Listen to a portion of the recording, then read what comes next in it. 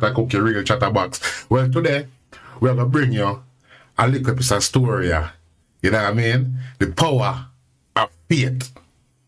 You understand what I say? It's all positivity we're spreading from now on the channel, guys. You understand what I say? Upliftment, our community, upliftment, our people.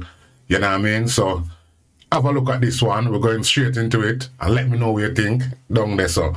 It was my home for about a year back in 2009. Now, that's certainly not how I had planned it in my early 40s, but that's how it worked out. In the years prior, I had been a general contractor and musician. I had been doing really well, had a home on a really nice piece of property. I was married, and I had a young son. This was actually my main work truck, and I had it built out in a way that it had all the tools I need in the back, and I would take it to work every day. So in this story, guys, you're going to see how God work in mysterious ways. So always believe and trust in him in whatever you do. And then you will come out and the better end all the time. Keep listening. I'm not going to interrupt you too much, yeah? Let's do it. And I could just pull up to a job and I could start working. But by 2007, 2008, everything started falling apart. My marriage had fallen apart, the housing market had crashed, work had dried up, and pretty soon I found myself in the middle of a bitter divorce with all sorts of legal fees mounting and all sorts of things happening all at once. I ended up losing my house, I ended up losing my marriage, I ended up losing pretty much everything I had, except for my guitars and my trucks, and that was all that was really left. So you see, family, whatever you have in life, you can have it today, and it's gone tomorrow. You understand what I say? So you have to thank God every day you wake up. You know what I mean? Ask him for blessing to help you keep going and stay on the path that you are, because anything can change at any time. You understand me? And be thankful for what you got. Be thankful. You understand me? And then more bountifulness will be granted unto you from the Father. You understand? Let's keep going.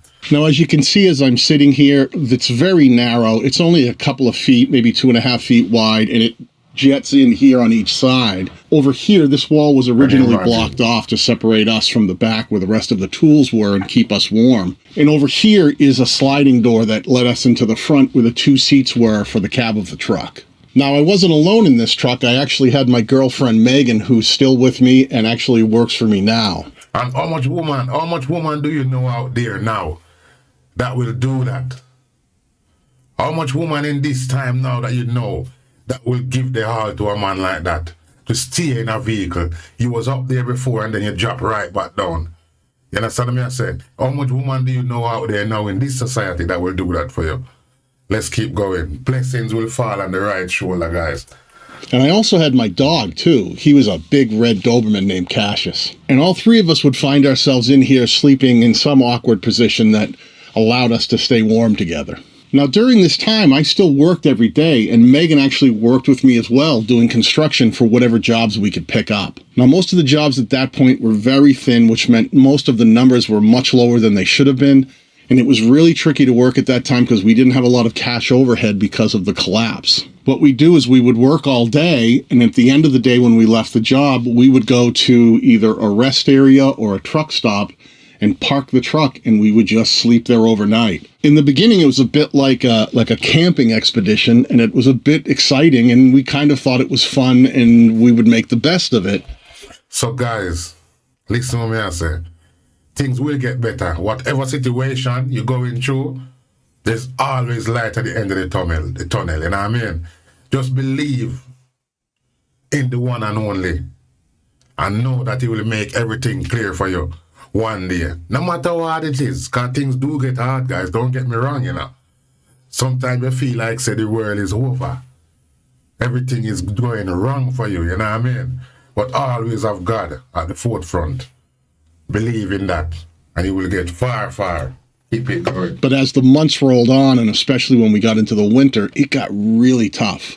Now, I live in New England, which means that some of the winters could get really cold. So it was tricky sometimes to make sure that you could start the truck and warm the cab up, but then turn it off and make sure you stayed warm for a while. There were some cold nights where we couldn't stay warm enough, and it was tons of blankets and huddling with the dog and doing everything we could just to get through the night to get on to the next day and get back to work. Now you might ask, well, if you were working, why didn't you just take some of that money and get yourself a place?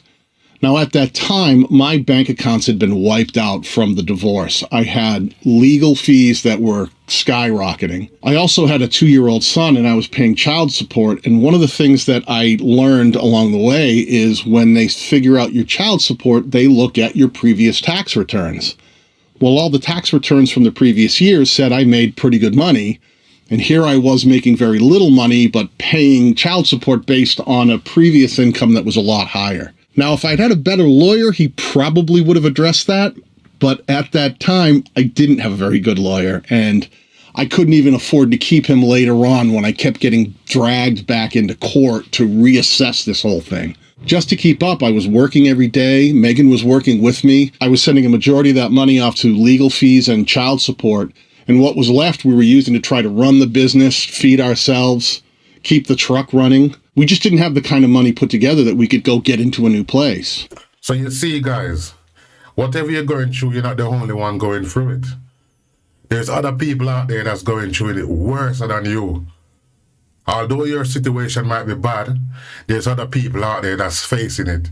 You're not alone in the world, guys. Just put your trust and love in Yahuwah. Believe that. And I guarantee it will get better. Let's keep going. Now, our friends and family did help us out at the beginning. We actually had pooled some money, borrowed some money to get into a small place that we rented for a while. And we thought that was going to be our home base as we recovered throughout the season. But the economy kept getting worse, and the person who actually owned the little house that we were renting lost it in foreclosure as well. So the next thing we knew, we had the sheriff at our door knocking, telling us that we would have to leave, that the bank was taking over the property. And this was right in the middle of winter. This was right around January. We tried to negotiate with the bank because we had put all our money together just to put first, last, and security and pay the rent along the way. And here we were in a situation where they were telling us we had to leave and we wouldn't be getting our last month's or our security deposit back because that wasn't paid to the bank. That was paid to the guy who owned the place. So all we were able to do was to negotiate an extra 4 or 5 weeks that the bank let us stay in the place so that we didn't have to leave right in the middle of January. But I don't think leaving in February was much better either. When we first became homeless and started living in this truck, we honestly told ourselves it would probably only be for a short period of time, just so we could get some money put together, get ourselves straightened out, and get ourselves into a new place. But the economy just kept collapsing and getting worse. Jobs kept drying up. Nobody was hiring. And the only thing that we could do is make sure that we kept our phones active and that we kept returning calls, taking whatever construction jobs and remodeling jobs we could get along the way. Now, being early 40s and homeless was absolutely not where I expected to be, but you start learning pretty quick the kind of things you need to do to survive. One of the tools I owned was a generator, so we actually bought a little microwave, and we would go to the back of the truck, start the generator with all this walled off, open the back door, and we would fire up the microwave and make things like ramen noodles and whatever we needed to make right in the back of the truck. Lots of McDonald's dollar menu type things and whatever it took to get by. We actually had a computer set up right where the camera is right now, with a monitor up top. We use that as our office space in here. That's where we would actually do a lot of our invoicing and things for the jobs we were doing. And at night, we would just put in a DVD and watch some kind of a movie or a television show that we happened to have on DVD. That was our whole source of entertainment at the time. During all of this, making sure that I was as good a father as I could possibly be meant going down to see my son 3 days a week and taking him with me. And we never really told him that. So you see, no matter what he's going through, he's still finding that time, you know? He's not making his son know that he's going through this rough time. You still got that smile on your face. You still got that belief that something will change. You know what I mean? It will get better. It will get better. This is what you have to keep telling yourself. Read your Bible every day, guys. Pray. You know what I mean? And then you will see the change. Trust that. Watch this. We lived in this truck, but I think he kind of knew that because we never really had a house to go to. We would just pick him up and we would take him for the day and do things.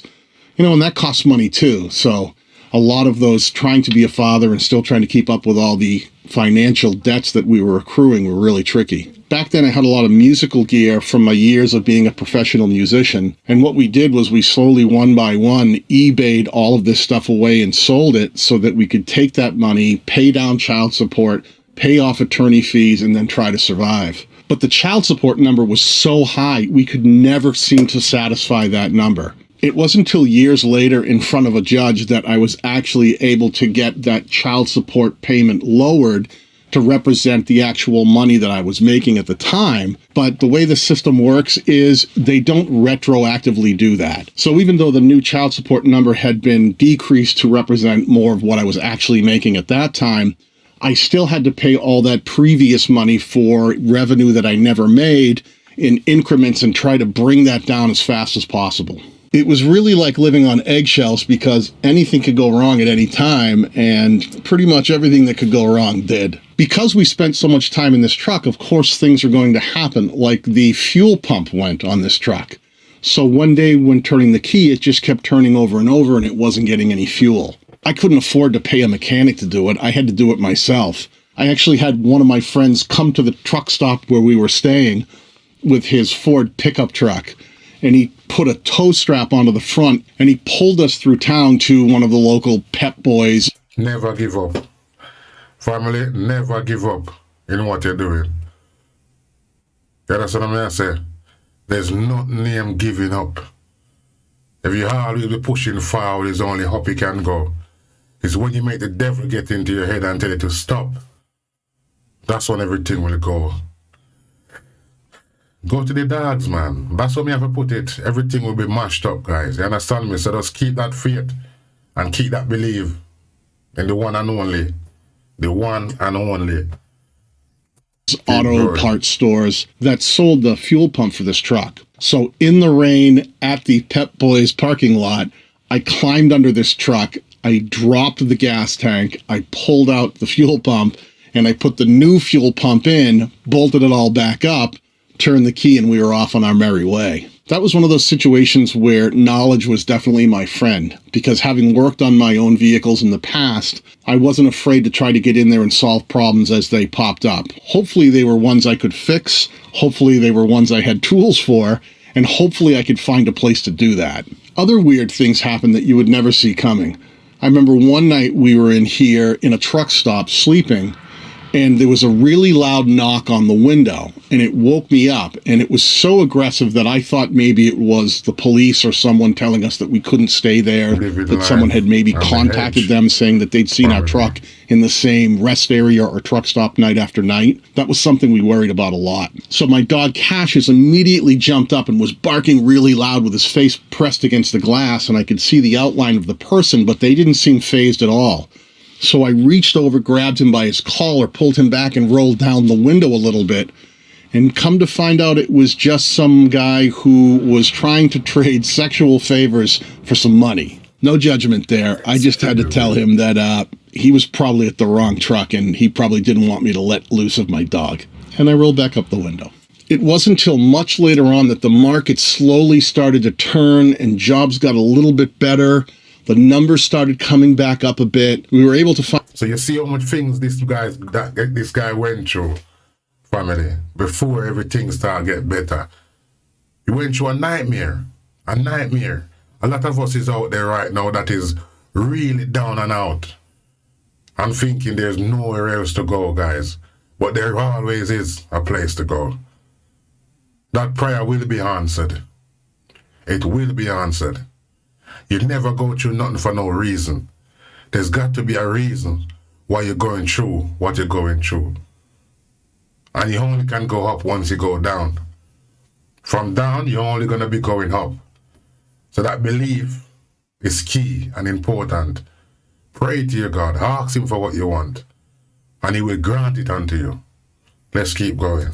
Finally get ourselves into a house and put a roof over our head. But it was tricky along the way. But I was healthy, I was able to work, and I felt like if I just kept working every single day and pushing myself, that somehow there would be a light at the end of the tunnel and we'd be able to work our way through it. Right. And I think that's why I really wanted to tell you this story today.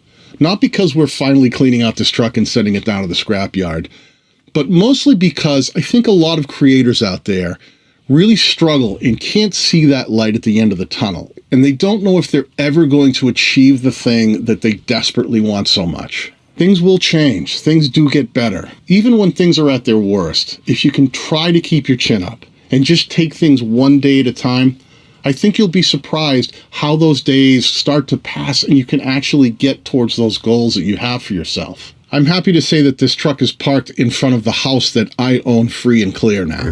I have a successful YouTube channel. Megan works for me now running the office. We have money in the bank. We have money in the stock market. We have retirement funds. And we have all those things that we thought never would come back around when we were sleeping here night after night.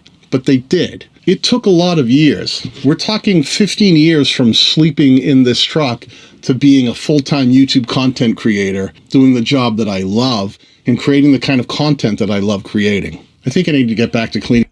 So guys, as you see, believe and push forward. Take things day by day, you know what I mean? Pray to God, you know? Ask him for what you want. Ask for what you want. You know what I mean? He don't mind you asking. He wants you to ask him.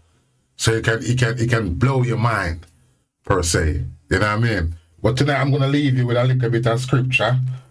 Just to let you know that God not sleep. Faith. The power of faith is unreal, guys. Okay? So take this in now. You can say to the mountain, go fall into the sea. And if you have no doubt in your mind and believe that what you say will happen, God will do it for you.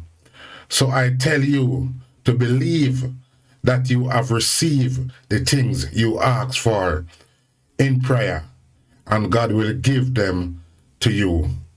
When you are praying, if you are angry with someone, forgive him, so that your Father in heaven will also forgive your sins. Boom, Dr. Cookie, you don't know anything, such a man. You get me? Believe, family. Always believe in God and everything will work out for you. Pray every day. Morning, when you wake up, give thanks. In the night when you go into bed. And don't forget to ask for what you want. Don't give up. Family, Dr. Cookie there again. One more time. We're going to leave you at this. And wait for the next one, you know. Look out for the notification. Like and comment. Let me know what you think about the thing. And we'll keep it moving.